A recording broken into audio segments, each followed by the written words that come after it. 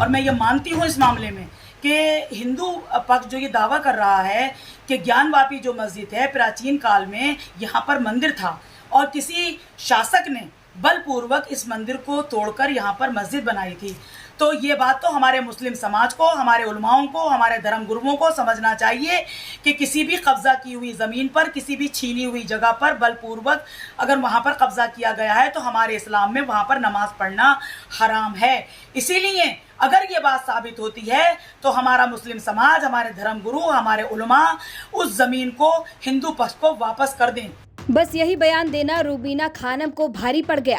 रूबीना खानम ने वीडियो जारी कर कहा था कि ज्ञानवापी अगर मंदिर है तो ये जमीन मुसलमानों को खुशी खुशी हिंदुओं को वापस लौटा देनी चाहिए। ज्ञानवापी मस्जिद के मामले में समाजवादी पार्टी ने रूबीना खानम पर एक्शन लेते हुए महिला विंग की अलीगढ़ महानगर अध्यक्ष के पद से उन्हें हटा दिया। इसके बाद रूबीना ने पार्टी के खिलाफ ही मोर्चा खोल दिया। मेरे पास एक लेटर आया है जिसमें लिखा है कि पार्टी आपको आपकी अनुशासनहीनता को देखते हुए पद मुक्त करती है। यानी कि पार्टी ने मुझे मेरी अनुशासनहीनता के लिए पद मुक्त किया है।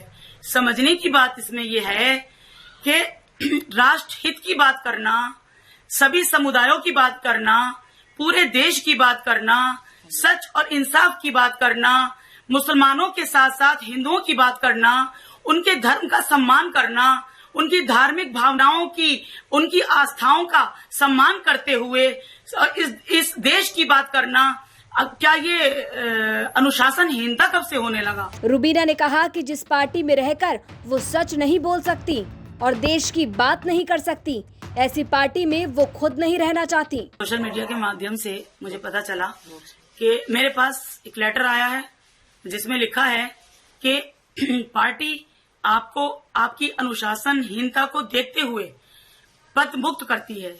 यानी कि पार्टी ने मुझे मेरी अनुशासनहीनता के लिए पद मुक्त किया है। समझने की बात इसमें यह है कि राष्ट्र हित की बात करना, सभी समुदायों की बात करना, पूरे देश की बात करना, सच और इंसाफ की बात करना, मुसलमानों के साथ साथ हिंदुओं की बात करना, उनके धर्म का सम्मान करना, उनकी धार्मिक भावनाओं की, उनकी आस्थाओं का सम्मान करते हुए इस देश की बात करना, अब क्या ये अनुशासनहीनता कब से होने लगा?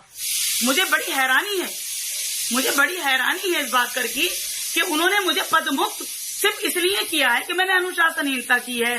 तो ऐसी अनुशासनहीनता तो मैं बार बार करना चाहूंगी। तो जाहिर सी बात है, मैं समाजवादी पार्टी में रहने का फिर मेरा कोई मतलब नहीं है। वो पार्टी मुझे रखेगी ही नहीं। आज पद से निकाला है, कल मुझे पार्टी से निकालेगी। तो ऐसी पार्टी में तो मैं खुद नहीं रहना चाहती, जहां मैं सच नहीं बोल सकती, जहां मैं अपने हिंदू भाइयों की बात नहीं कर सकती, जहां मैं इस देश की बात नहीं कर सकती, जहां मैं राष्ट्रहित की बात नहीं कर सकती। इतना ही नहीं, रूबीना खानम ने ये भी मान लिया कि वो पहले तुष्टीकरण की राजनीति करती थी, लेकिन अब वो बदल गई हैं। उन्होंने कहा कि मैं पहले तुष्टीकरण की राजनीति करती थी, लेकिन जब मेरी आत्मा ने मुझे झकझोड़ा तब मैंने देश के सभी भाइयों की बात की, लेकिन पार्टी को ये पसंद नहीं आया।